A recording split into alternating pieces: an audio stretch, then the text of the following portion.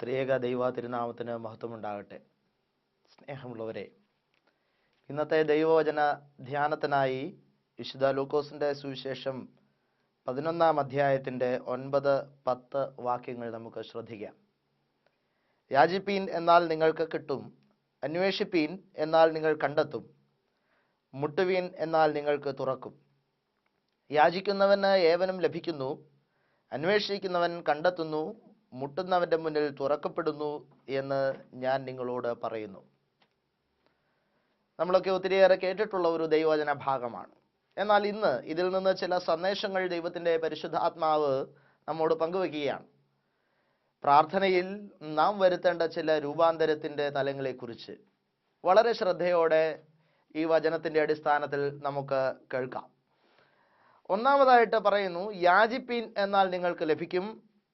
വീണ്ടും പറയുന്നു, അന്വേഷിപ്പീൻ കണ്ടെത്തും. വീണ്ടും മുട്ടുവീൻ നിങ്ങൾക്ക് മുന്നിൽ തുറക്കപ്പെടും. ഇങ്ങനെ അത് വായിക്കുമ്പോൾ അതിൻ്റെ മറ്റൊരു വശത്തു നിന്ന് ഇതൊന്ന് ചിന്തിക്കുമ്പോൾ ഇങ്ങനെയാണ് നമ്മൾക്ക് മനസ്സിലാവുക.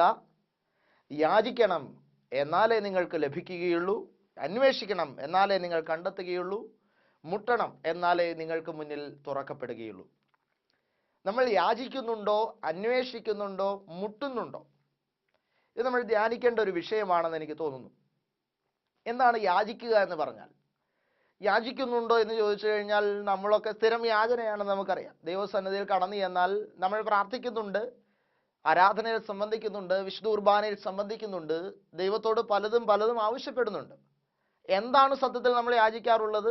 നമ്മുടെ ആവശ്യങ്ങൾ, നമ്മുടെ കുടുംബ പ്രശ്നങ്ങൾ, നമ്മുടെ രോഗങ്ങൾ, എല്ലാ തരത്തിലുമുള്ളൊരു സമാധാനം, ആത്മീകവും ഭൗതികവുമായ സ്വസ്ഥത, ഇതൊക്കെയാണ് നമ്മൾ ദൈവസന്നിധിയിൽ യാചിക്കാറുള്ളത്.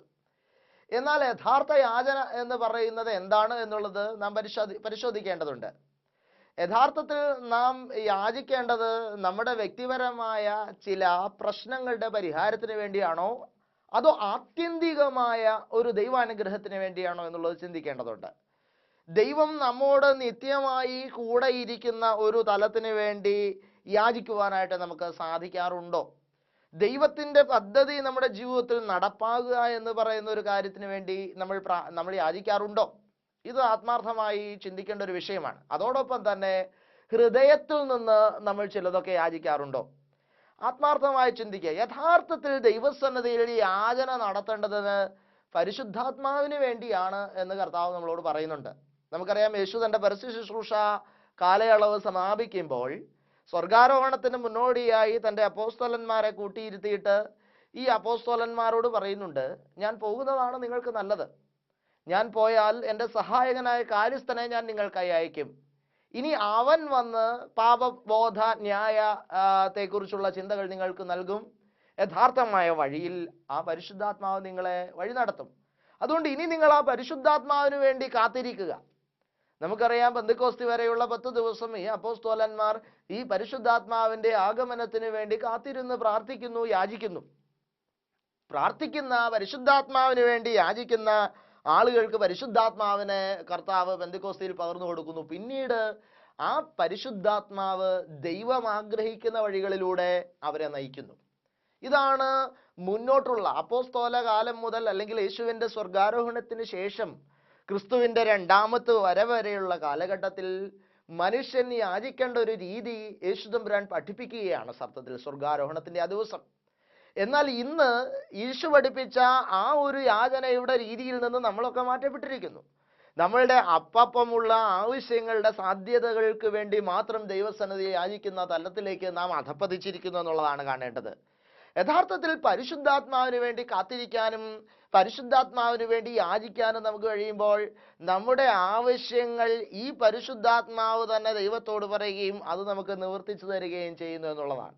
ഈ ഒരു തലത്തിലേക്ക് നമ്മുടെ യാചനകളുടെ ശൈലി മാറേണ്ടതുണ്ട്. ആത്മാവിന് വേണ്ടി യാചിക്കുവാനായിട്ട് നമുക്ക് സാധിക്കട്ടെ. സത്യത്തിൽ ഈ 10 ദിവസം കാത്തിരിക്കാനായിട്ട് അപ്പോസ്തലന്മാരോട് യേശു ആവശ്യപ്പെട്ടത് ഈ ആത്മാവിന് വേണ്ടിയിട്ടുള്ളൊരു കാത്തിരിപ്പാണല്ലോ. ആത്മാവിന് വേണ്ടി പിതാവിനോട് യാചിച്ച് കാത്തിരിക്കുമ്പോൾ ആ പിതാവ് തൻ്റെ ആത്മാവിനെ നമ്മുടെ ഉള്ളിൽ നിവേശിപ്പിക്കുകയും ആ ആത്മാവ് നമ്മുടെ അനുദിന ആവശ്യങ്ങളെ കണ്ടെത്തി പുത്രനോട് പറഞ്ഞ് അത് നികത്തുകയും ചെയ്യും. ഇന്ന് എൻ്റെ മുന്നിൽ ദൈവവചനം കേട്ടുകൊണ്ട് നിങ്ങൾ ഇരിക്കുമ്പോൾ ഒരുപാട് പ്രാർത്ഥനാ വിഷയങ്ങളുടെ പട്ടിക നിങ്ങളുടെ മുന്നിലുണ്ടാകും. നിങ്ങളുടെ രോഗത്തിന്റെ വിഷയം, കുടുംബ പ്രശ്നത്തിന്റെ വിഷയം, സാമ്പത്തിക ബാധ്യത, ആത്മീകമായ ഉയർച്ചയുടെ മേഖലയെക്കുറിച്ചുള്ള നിങ്ങളുടെ താല്പര്യങ്ങൾ, അങ്ങനെ ഒരു 100 പ്രാർത്ഥനാ വിഷയങ്ങൾ നിങ്ങളുടെ മുന്നിലുണ്ട്. അവ ഒന്നൊന്നായി പെറുക്കി പെറുക്കി തമ്പുരാന്റെ സന്നദ്ധിയിൽ വെച്ച് യാചിക്കുന്നതിനേക്കാൾ ഏറ്റവും എളുപ്പമുള്ള ഒരു മാർഗമാണ് നിങ്ങളുടെ മുന്നിൽ ഞാനിപ്പോൾ പറഞ്ഞു തന്നുകൊണ്ടിരിക്കുന്നത്. പരിശുദ്ധാത്മാവിന് വേണ്ടി നിങ്ങൾ യാചിക്കുക. എന്നിട്ട് പരിശുദ്ധാത്മാവാൻ ദൈവമേ, ഞങ്ങളുടെ ആവശ്യങ്ങളിലേക്ക്, ഞങ്ങളുടെ പ്രാർത്ഥനാ നിയോഗങ്ങളിലേക്ക് അവിടുന്ന് കടന്നു വരണമേ എന്ന് പ്രാർത്ഥിക്കുമ്പോൾ നമ്മൾ ചിന്തിക്കുന്നതും നമ്മൾ ചിന്തിക്കാത്തതുമായ നമ്മുടെ ഇഷ്ടങ്ങളിന്മേൽ, നമ്മുടെ ആഗ്രഹങ്ങളിന്മേൽ, അല്ലെങ്കിൽ നമ്മുടെ ആവശ്യങ്ങളിന്മേൽ ദൈവത്തിന്റെ പരിശുദ്ധാത്മാവ് അത്ഭുതകരമായി ഇടപെടുന്നത് നിങ്ങൾക്ക് ഈ രാത്രിയിൽ ദർശിക്കാനായിട്ട് കഴിയും. അതുകൊണ്ട് ഇപ്പോൾ നിങ്ങൾ പ്രാർത്ഥിക്കേണ്ടത് പരിശുദ്ധാത്മാവിന് വേണ്ടിയാണ്. പരിശുദ്ധാത്മാവിന് വേണ്ടി യാചിക്കുക. ഓ പ്രിയ പരിശുദ്ധാത്മാവേ, ഇന്ന് ഞങ്ങളുടെ ജീവിതത്തിലേക്ക് അവിടുന്ന് കടന്നു വരണമേ. ഞങ്ങളുടെ പ്രാർത്ഥനാ നിയോഗങ്ങളിലേക്ക് അവിടുന്ന് കടന്നു വരണമേ. ഞങ്ങൾക്ക് ആവശ്യമുള്ളത് എന്ത് എന്ന് പരിശുദ്ധാത്മാവെ അവിടുന്ന് ഞങ്ങളെ പഠിപ്പിക്കണമേ എന്ന് ആത്മാർത്ഥമായി പ്രാർത്ഥിക്കാനായിട്ട് നമുക്ക് കഴിയണം. നിരീശ്വരവാദിയായിട്ടുള്ള ഒരു വ്യക്തിയെ ഈ അടുത്ത ദിവസം പരിചയപ്പെടുകയുണ്ടായി. ദൈവത്തെ ഇഷ്ടമല്ല മനുഷ്യന്. ആ മനുഷ്യന് വേണ്ടി സംസാരിക്കുവാനായിട്ട്, ആ മനുഷ്യനോട് ദൈവത്തെക്കുറിച്ച് സംസാരിക്കുവാനായിട്ട് എൻ്റെ മുന്നിൽ ഒരു തുറവി കിട്ടുന്നില്ല. ഞാൻ ഒരുപാട് പ്രയാസപ്പെട്ടു. തമ്പുരാനെ, ദൈവമെന്ന വാക്ക് മനുഷ്യന് ഇഷ്ടമില്ല. മറ്റേത് വിഷയവും സംസാരിക്കാൻ ഇയാൾക്ക് താല്പര്യമാണ്. പക്ഷെ ദൈവമെന്ന വിഷയത്തെക്കുറിച്ച് ആ മനുഷ്യന് സംസാരിക്കാൻ നിവൃത്തിയില്ല. ഞാൻ കുറേയൊക്കെ എന്തൊക്കെയോ പറഞ്ഞിട്ട് ഞാൻ ആ മനുഷ്യനെ അന്ന് വീട്ടിൽ വിട്ടു. എൻ്റെ മനസ്സിൽ ഈ ഒരു സങ്കടം നിറഞ്ഞു നിൽക്കുന്നുണ്ടായിരുന്നു. എനിക്ക് വേണ്ടതുപോലെ ഇയാളെ ആശ്വസിപ്പിക്കാൻ പറ്റിയിട്ടില്ല എന്നൊരു ദുഃഖം എൻ്റെ മനസ്സിലുണ്ട്.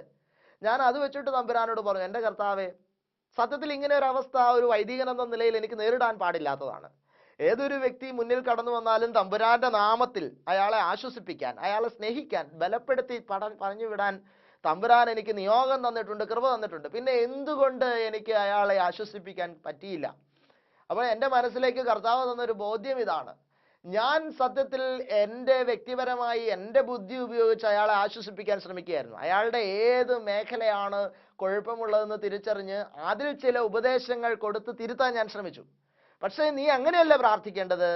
കർത്താവെ, ആ വ്യക്തിയിൽ പരിശുദ്ധാത്മാവിനെ നിറയ്ക്കണമേ, പരിശുദ്ധാത്മാവ് ആ വ്യക്തിയുടെ ജീവിതത്തെ രൂപാന്തരപ്പെടുത്തണമേ എന്ന് പ്രാർത്ഥിക്കുക എന്നൊരു സന്ദേശം കർത്താവ് തന്നു. എൻ്റെ സഹോദരങ്ങളെ, ഞാൻ അപ്പോഴാണ് എൻ്റെ തെറ്റ് മനസ്സിലാക്കിയത്. ഞാൻ അതുവരെ പ്രാർത്ഥിച്ചുകൊണ്ടിരുന്നത് ആ വ്യക്തിയുടെ ചില പെർട്ടിക്കുലർ ആയിട്ടുള്ള പ്രോബ്ലംസ് സെലക്ട് ചെയ്ത് ആ പ്രോബ്ലംസിന്മേൽ ഒരു പരിഹാരത്തിന് വേണ്ടിയാണ് ഞാൻ പ്രാർത്ഥിച്ചുകൊണ്ടിരുന്നത്. പക്ഷേ ദൈവത്തെക്കുറിച്ച് അയാളോട് പറയാനൊട്ട് നിവൃത്തിയുമില്ല. ആ അവസ്ഥയിലാണ് കർത്താവ് തരുന്നത്, ആ വ്യക്തിയുടെ വ്യക്തിപരമായ വിഷയങ്ങൾ എടുത്തെടുത്ത് പ്രാർത്ഥിച്ച് അയാൾക്ക് വേണ്ടിയിട്ട് നീ പ്രവർത്തിക്കുകയല്ല, മറിച്ച് പരിശുദ്ധാത്മാവിനാൽ ആ വ്യക്തി നിറയാൻ വേണ്ടി നീ പ്രാർത്ഥിക്ക്. ആ വ്യക്തിയിൽ അത്ഭുതകരമായ മാറ്റമുണ്ടാവും. പിന്നീട് ആ മനുഷ്യനെ ഞാൻ കണ്ടില്ല. പക്ഷെ എങ്കിലും ഞാൻ ഇന്നും ആ മനുഷ്യന് വേണ്ടി പ്രാർത്ഥിച്ചു കൊണ്ടിരിക്കുകയാണ്. കർത്താവേ, പരിശുദ്ധാത്മാവ് അയാളെ രൂപാന്തരപ്പെടുത്തട്ടെ, പരിശുദ്ധാത്മാവ് അയാളുടെ ജീവിതത്തിൽ പ്രവർത്തിക്കട്ടെ. വേറൊരാൾ വഴി ഇന്നലെ എനിക്ക് മനസ്സിലാക്കാൻ കഴിഞ്ഞത് ആ വ്യക്തിയുടെ ജീവിതത്തിൽ ചില ചേഞ്ചസ് കാണുന്നുണ്ട് എന്നുള്ളതാണ്. അപ്പൊ ഞാൻ തീർച്ചയായിട്ടും വിശ്വസിക്കുന്നു ആത്മാവ് അദ്ദേഹത്തിൽ ഇടപെട്ടുകൊണ്ടിരിക്കുകയാണ്. സത്യത്തിൽ നമ്മുടെ യാചനകൾ ഏറ്റവും എളുപ്പമാകാനുള്ള ഒരു സാധ്യതയാണ് പരിശുദ്ധാത്മാവ് നമ്മുടെ മുന്നിൽ വയ്ക്കുക. അല്ലെങ്കിൽ നമ്മുടെ ഓരോ വിഷയങ്ങളും ദൈവസന്നിധിയിൽ എടുത്ത് പ്രാർത്ഥിക്കേണ്ടതായിട്ട് വരും. പഴയ നിയമ പാരമ്പര്യം പരിശോധിച്ച് നോക്കുമ്പോൾ നമുക്ക് ഇങ്ങനെ കാണാൻ സാധിക്കും. ഓരോ തരത്തിലുള്ള യാഗങ്ങൾ കർത്താവ് അവതരിപ്പിക്കുന്നുണ്ട്. പാപപരിഹാര യാഗമുണ്ട്, സ്തോത്രയാഗമുണ്ട്, അങ്ങനെ ഓരോ തരത്തിലുള്ള യാഗങ്ങൾ. ഓരോ വിഷയത്തിന് ഓരോ തരം പരിഹാരമാണ്. ഇന്ന തെറ്റ് ചെയ്താൽ അതിന് ഇന്ന തരം പരിഹാരമാണ്. അപ്പോൾ യഹൂദന്മാരെ സംബന്ധിച്ചിടത്തോളം അവർക്ക് ദൈവസന്നിധിയിൽ വെക്കാൻ ഒരു 100 വിഷയങ്ങളായി. അവരുടെ ബുദ്ധിയിലും അവരുടെ ചിന്തയിലും ഒതുങ്ങുന്നതിലും അപ്പുറമായ കാര്യങ്ങൾ ഓരോന്നോരോന്നായി എടുത്തെടുത്ത് അതിനുവേണ്ടി ഓരോ തരം ക്രിയകൾ ചെയ്ത് ദൈവസന്നിധിയിൽ നിന്ന് പരിഹാരം വാങ്ങിക്കേണ്ട ഒരു സാഹചര്യം ഉണ്ടായി. ഈ ഒരു പശ്ചാത്തലത്തിലാണ് ദൈവമായ കർത്താവ് തൻ്റെ വാഗ്ദാനമായ പരിശുദ്ധാത്മാവിനെ ഭൂമിയിലേക്ക് അയക്കുക. പരിശുദ്ധാത്മാവ് വരുമ്പോൾ പ്രാർത്ഥനകൾ വളരെ എളുപ്പമായി തീർന്നു എന്നുള്ളതാണ്. കാരണം ആത്മാവെ അവിടുന്ന് എന്നെ നയിക്കണമേ എന്ന് പറയുമ്പോൾ പിന്നെ എൻ്റെ ജീവിതത്തിൻ്റെ ഓരോ വിഷയങ്ങളും ഈ പരിശുദ്ധാത്മാവ് സെലക്ട് ചെയ്ത് അത് പുത്രനോട് പറഞ്ഞ് ആത്മാവിൻ്റെ ജോലിയായി അത് മാറുകയും എൻ്റെ പ്രാർത്ഥന ഈ ഒരു വിഷയത്തിലേക്ക് സത്യത്തിൽ ചുരുങ്ങുകയും ചെയ്യുകയാണ്. ആത്മാവെ അവിടുന്ന് എന്നെ നയിക്കണമേ. അതുകൊണ്ട് നമുക്ക് യാചിക്കാം. ആർക്ക് വേണ്ടി? പരിശുദ്ധാത്മാവിന് വേണ്ടി നമുക്ക് യാചിക്കാം. അങ്ങനെ ഈ പരിശുദ്ധാത്മാവ് നമ്മുടെ പ്രാർത്ഥനാ നിയോഗങ്ങളിൽ കടന്നു വന്ന് നമ്മുടെ ജീവിതത്തെ വിശുദ്ധീകരിക്കട്ടെ, പുതിയ സൃഷ്ടികളായി നമ്മളെ മാറ്റട്ടെ എന്നുള്ളതാണ്. രണ്ടാമതായിട്ട്, അന്വേഷിക്കുവിൻ നിങ്ങൾ കണ്ടെത്തുമെന്നുള്ളതാണ്. അന്വേഷണം, എൻക്വയറി. നമ്മൾ ദൈവസന്നിധിയിൽ അന്വേഷിക്കുവാനായിട്ട് സാധിക്കണം എന്നുള്ളത്. സത്യത്തിൽ നമ്മൾ അന്വേഷണത്വരയുള്ളവരാണോ? രണ്ട് തരത്തിൽ നമ്മൾ അന്വേഷിക്കാറുണ്ട്. ഒന്ന് ആത്മീയമായ അന്വേഷണങ്ങൾ, രണ്ട് ഭൗതികമായ അന്വേഷണങ്ങൾ. ഇതിൽ ഭൗതികമായ അന്വേഷണങ്ങൾ കൂടുതൽ നടത്തുവാൻ മനുഷ്യന് താല്പര്യമുണ്ട് എന്നുള്ളത് ഈ കാലഘട്ടത്തിൽ കാണുന്നുണ്ട്. നമുക്കറിയാം, ഇപ്പോൾ നമുക്കൊരു വിദ്യാഭ്യാസം വേണമെന്നുണ്ടെങ്കിൽ ആ വിദ്യാഭ്യാസം നേടാൻ ഏറ്റവും നല്ല സ്കൂൾ ഏതാണെന്നുള്ളത് നമ്മൾ അന്വേഷിക്കും. കുട്ടികൾ വളർന്നു വലുതായി പ്ലസ് 2 ഒക്കെ കഴിഞ്ഞു കഴിഞ്ഞാൽ അവരുടെ ഭാവി പഠനം ഏതാണ് നല്ലത്, ഏതാണ് കൂടുതൽ ഇൻകം കിട്ടത്തക്ക രീതിയിലുള്ളത്, അല്ലെങ്കിൽ ആ കുട്ടിക്ക് പറ്റിയ ഒരു ജോലി ഏതാണ്, പ്രൊഫഷൻ ഏതാണെന്ന് നമ്മൾ അന്വേഷിച്ച് അത് നമ്മൾ കണ്ടെത്തും. അവസാനം കുഞ്ഞിനെ ഒരു പ്രൊഫഷണൽ കോഴ്സിൽ ചേർക്കാൻ തീരുമാനിച്ചു കഴിഞ്ഞാൽ നല്ല മെഡിക്കൽ കോളേജ് ഏതാണ്, നല്ല എഞ്ചിനീയറിംഗ് കോളേജ് ഏതാണ് നമ്മൾ അന്വേഷിച്ച് നമ്മൾ കണ്ടെത്തും. ഇങ്ങനെ അന്വേഷിക്കും കണ്ടെത്തും. മകളുടെ വിവാഹപ്രായമായി, മകളെ കെട്ടിച്ചയക്കണം. സാമ്പത്തികമായി വളരെ നിർധനമായൊരു കുടുംബമാണ്. കുഞ്ഞിനെ കല്യാണം കഴിച്ചയക്കാൻ ഒരു 10 ലക്ഷം രൂപ ആണെന്ന് വയ്ക്കുക. ഒരു മാർഗവും ഇല്ലാത്തവനാണെങ്കിലും അവൻ അന്വേഷിക്കുമ്പോൾ ഒരു സാധ്യതയും ഇല്ലാത്തവനാണെങ്കിലും അത് കണ്ടെത്തുന്നു. എൻ്റെ സഹോദരങ്ങളെ, നമ്മുടെ ഭൗതികമായ ആവശ്യങ്ങൾക്ക് വേണ്ടിയിട്ട് അന്വേഷിക്കുവാൻ മനുഷ്യന് സാധിക്കുന്നുണ്ട്. അതിനവനൊരു മടിയുമില്ല. അതവൻ അന്വേഷിക്കുന്നവനെല്ലാം കണ്ടെത്തുകയും ചെയ്യുന്നു. തൊഴിലില്ലായ്മ എന്നൊക്കെ ഈ കാലഘട്ടത്തിന്റെ വലിയ പ്രശ്നമായി വ്യാഖ്യാനിക്കപ്പെടുന്നുണ്ട്. പക്ഷെ എൻ്റെ വിചാരം, ഒരു തൊഴിലിന് വേണ്ടി യഥാർത്ഥത്തിൽ അന്വേഷിക്കുന്ന ഒരു മനുഷ്യന് തൊഴിലില്ലാത്ത ഒരു പ്രശ്നമില്ലെന്നുള്ളതാണ്. തൊഴിലില്ലായ്മ വലിയൊരു പ്രശ്നമായി പറയുമ്പോഴും ജോലിക്ക് ആളെ കിട്ടാനില്ല എന്നുള്ളതും ഒരു വശത്ത് ഒരു വലിയ പ്രശ്നമാണെന്നുള്ളത് നിങ്ങൾക്ക് അറിയാവുന്ന ഒരു കാര്യമാണ്. അപ്പോൾ അതിൽ നിന്ന് തന്നെ ഒരു കാര്യം മനസ്സിലാക്കാം, എന്തുകൊണ്ടാണ് തൊഴിലില്ലാത്തത്? അന്വേഷണമില്ലാത്തത് കൊണ്ടാണ്. സോ അന്വേഷിക്കുവാനായിട്ട് ത്വരയുള്ള ഒരു വ്യക്തിയെ സംബന്ധിച്ചിടത്തോളം ആ വ്യക്തിയുടെ മുന്നിൽ ഉറപ്പായിട്ട് ദൈവം നൽകുന്ന ഒരു കാര്യമാണ് കണ്ടെത്തും എന്നുള്ളൊരു വാഗ്ദാനം. എൻ്റെ സഹോദരങ്ങളെ, നമുക്ക് അന്വേഷിക്കാൻ കഴിയുന്നു. അത് ഭൗതിക അന്വേഷണങ്ങളുടെ വിഷയമാണ് ഞാൻ. പക്ഷേ ആത്മീയമായിട്ടുള്ള ചില അന്വേഷണങ്ങൾ നമുക്കുണ്ടാകണം. നമുക്കൊരു പ്രതിസന്ധി വരുമ്പോൾ, ഒരു രോഗം വരുമ്പോൾ, ഒരു ദുഃഖം വരുമ്പോൾ എന്താണ് അതിൻ്റെ കാരണമെന്നുള്ളത് അതിനെ ആത്മീയമായി അന്വേഷിക്കാനായിട്ട് സാധിക്കണം. എല്ലാത്തിനും ഒരു കാരണമുണ്ട്. ആ കാരണം എന്താണ്? ഞാൻ ദൈവസന്നിധിയിലേക്ക് വരാൻ വേണ്ടി, എൻ്റെ ചില മേഖലകൾ വിശുദ്ധീകരിക്കപ്പെടാൻ വേണ്ടിയിട്ടൊക്കെയാണ് തമ്പുരാൻ അത് അനുവദിക്കുക. സോ അതിനെ നമുക്ക് അന്വേഷിക്കുവാനായിട്ട് കഴിയണം. എൻ്റെ സ്പിരിച്വൽ ആയിട്ടുള്ള ആ ഒരു തലത്തെ അന്വേഷിക്കുവാനായിട്ട് കഴിയുമ്പോൾ ആ അന്വേഷണത്തിൽ നിന്ന് ചില കണ്ടെത്തലുകൾ നമുക്ക് ഉൾക്കൊള്ളുവാനായിട്ട് സാധിക്കും. അതുപോലെ തന്നെ നമ്മളുടെ മക്കളുടെ പഠനമാണ്, അതുപോലെ ജോലിയാണ്, അവരുടെ കോളേജാണ്, ഏതാണെങ്കിൽ തന്നെയും ഭൗതികമായി നമ്മൾ അതിനുവേണ്ടി അന്വേഷിക്കുന്ന അതേ എഫേർട്ട് തന്നെ എടുത്ത് ആത്മീയമായി നമ്മൾ അന്വേഷിക്കേണ്ടതുണ്ട്. ആ അന്വേഷണങ്ങൾ നടത്തുമ്പോൾ നമുക്ക് തീർച്ചയായിട്ടും കൂടുതൽ കണ്ടെത്തലുകൾ നടത്താനായിട്ട് സാധിക്കും. വീണ്ടും വചനത്തിന്റെ ആഴങ്ങളെക്കുറിച്ചുള്ള അന്വേഷണങ്ങൾ നാം നടത്തേണ്ടതുണ്ട്. ദൈവവചനത്തിൽ നമ്മൾ ആഴത്തിൽ അന്വേഷിക്കേണ്ടതുണ്ട്. സത്യത്തിൽ ഇന്ന് ഒത്തിരി കൂട്ടായ്മകൾ വളരെ ആക്റ്റീവായിട്ട് വരുന്നൊരു സാഹചര്യമാണ്. മനുഷ്യൻ അതിലേക്ക് ഒത്തിരി ആകർഷിക്കപ്പെടുന്നുണ്ട്. ഒത്തിരി കൂട്ടായ്മകൾ, ഈ ഫെലോഷിപ്പുകൾ, ഈ കൂട്ടായ്മകൾ എല്ലാം കൂടുതൽ വളർന്നു വരുന്നതിൻ്റെ ഒരു കാരണം തന്നെ വചനത്തിലുള്ളവൻ്റെ അന്വേഷണത്തിൻ്റെ കുറവാണെന്ന് എനിക്ക് തോന്നാറുണ്ട്. ഞാൻ കൂട്ടായ്മകളെ നിഷേധിച്ചുകൊണ്ടല്ല ഇത് പറയുക. കൂട്ടായ്മകൾ ഒരു വശത്ത് നല്ലത് തന്നെ, പ്രാർത്ഥനകൾ വളർന്നു വരേണ്ടത് നല്ലത് തന്നെ.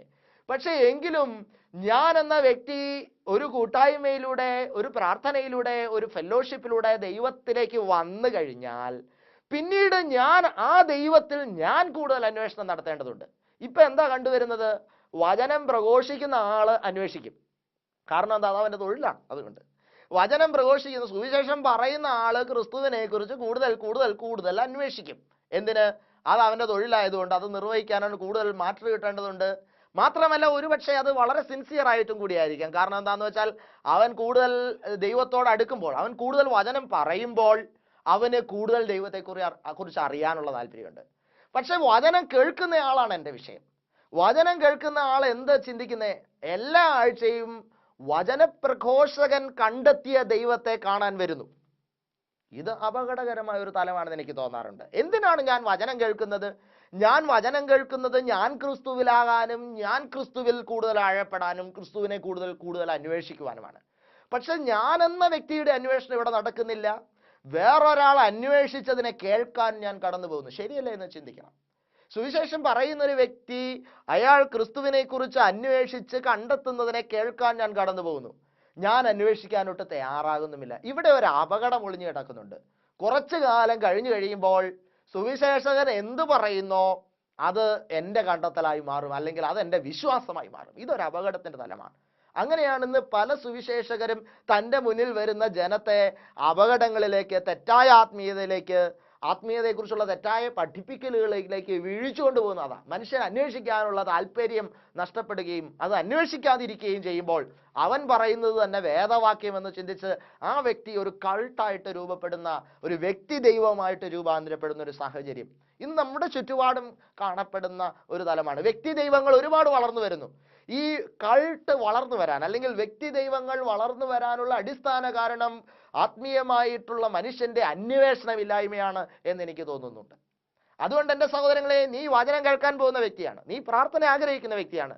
നീ വചനം കേൾക്കുമ്പോൾ, നീ പ്രാർത്ഥിക്കുമ്പോൾ ക്രിസ്തുവിനെ കുറിച്ച് നീ തന്നെ കൂടുതൽ അന്വേഷിക്കാൻ തയ്യാറാകണമെന്നുള്ളതാണ്. ആരാണ് ക്രിസ്തു, എന്താണ് ക്രിസ്തു എന്നെ പഠിപ്പിക്കുക, ഇത് നീ തന്നെ വ്യക്തിപരമായി കൂടുതൽ അന്വേഷിക്കാൻ തയ്യാറാകുമ്പോൾ ആ അന്വേഷണങ്ങളിൽ നിന്ന് ചില കണ്ടെത്തലുകൾ നിനക്കുണ്ടാവുകയും ആ കണ്ടെത്തലുകൾ യഥാർത്ഥ ആത്മീയതയിൽ നിന്നെ നിലനിർത്തുകയും ചെയ്യും. ഇന്ന് സഭ വിട്ടൊക്കെ കൂടുതൽ ആളുകൾ ഓടിപ്പോകാനായിട്ട് ശ്രമിക്കുന്നതാണ്. സഭയിലെ വിശുദ്ധ കുർബാന, സഭയിലെ ആരാധനകൾ, സഭയിലെ കൂദാശകൾ വലിയ ആന്തരിക അർത്ഥങ്ങൾ ഉൾക്കൊള്ളുന്നതാണ്. ഓരോ വിശുദ്ധ കുർബാനയിലെ ഓരോ ഗീതങ്ങളും ഓരോ പ്രാർത്ഥനകളും ഒരുപാട് വലിയ പ്രാർത്ഥനകളാണ്, വലിയ ആഴങ്ങളുള്ള പ്രാർത്ഥനകളാണ്. ഈ പ്രാർത്ഥനകൾ എന്താണെന്നോ ഇതിൻ്റെ അർത്ഥം എന്താണെന്നോ അന്വേഷിക്കാൻ കുർബാനയിൽ പങ്കെടുക്കുന്ന ആൾ തയ്യാറല്ല. അതുകൊണ്ട് അവൻ എന്ത് ചെയ്യുന്നു, അവനെ സംബന്ധിച്ചിടത്തോളം അരച്ച് കലക്കി വായിൽ വെച്ച് തരുന്ന കൂട്ടായ്മക്കാരൻ ആരുണ്ടോ അവൻ്റെ അടുത്തേക്ക് പോകുന്നു. പിന്നെ അവൻ പറയുന്നത് വേദപ്രമാണമായി മാറുന്നു. എൻ്റെ സഹോദരങ്ങളെ, നമ്മളുടേതായിട്ട് തന്നെ ഒരു അന്വേഷണത്വരയുണ്ടാണ്. ഞാൻ ഈ അടുത്ത കാലത്ത് വിശുദ്ധ കുർബാനയെക്കുറിച്ച് ഒത്തിരി പഠിക്കുകയും ധ്യാനിക്കുകയും കുർബാനാനുഭവ ധ്യാനം എന്ന പേരിൽ ഒരു ധ്യാനം നടത്തുകയും ചെയ്യുന്ന ഒരു വൈദികനാണ്.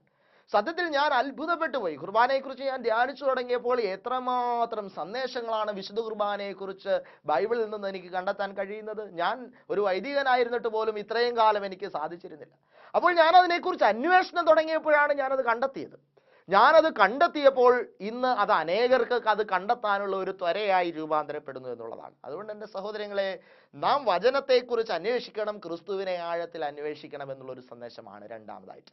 മൂന്നാമതായിട്ട്, മുട്ടുവീൻ നിങ്ങൾക്ക് മുന്നിൽ തുറക്കപ്പെടും എന്നുള്ളതാണ്. മുട്ടുക എന്ന് പറഞ്ഞാൽ നമ്മുടെ ഒരു എഫേർട്ടിൻ്റെ ഭാഗമാണ്. അത് അവിടെ കാണിക്കുക, നമ്മുടേതായിട്ടുള്ള ഒരു എഫേർട്ടാണ് മുട്ടുക. മുട്ടണമെങ്കിൽ ഇപ്പോൾ ഒരാളുടെ വീട്ടിൽ ചെന്നിട്ട് നമ്മൾ മുട്ടണമെങ്കിൽ ആദ്യം ഞാൻ നടന്ന് ആ വീടിൻ്റെ മുന്നിൽ വരണം, അല്ലെങ്കിൽ ഞാൻ വാഹനം ഓടിച്ചോ ഏതെങ്കിലും തരത്തിൽ ഞാൻ എൻ്റെ ശരീരം അവിടെ എത്തിക്കണം. ദാറ്റ് മീൻസ് എൻ്റെ ഭാഗത്തു നിന്ന് ഒരു എഫേർട്ട് അതിന് വേണ്ടിയിട്ട് എടുക്കുന്നു എന്നുള്ളതാണ്. രണ്ടാമത്, അവൻ്റെ വാതിലിൻ്റെ മുന്നിൽ ഞാൻ വന്ന് നിൽക്കണം. തമ്പുരാൻ്റെ കാലത്ത് കോളിംഗ് ബെൽ ഇല്ലാത്തതുകൊണ്ടായിരിക്കും കോളിംഗ് ബെൽ അടിക്കാൻ കർത്താവ് എഴുതാത്തത്. അന്ന് പിന്നെ മുട്ടി വിളിക്കുവാണ്. ഇപ്പം ഇന്നാണെങ്കിൽ പിന്നെ കോളിംഗ് ബെല്ലുണ്ട്. അപ്പോൾ അങ്ങനെയാണെങ്കിൽ ഞാൻ അതിൻ്റെ മുന്നിൽ വന്നിട്ട് കോളിംഗ് ബെൽ അടിക്കണം. കോളിംഗ് ബെൽ അടിച്ചു കഴിയുമ്പോഴാണ് അകത്തുനിന്ന് ആൾ പുറത്ത് വരികയുള്ളൂ.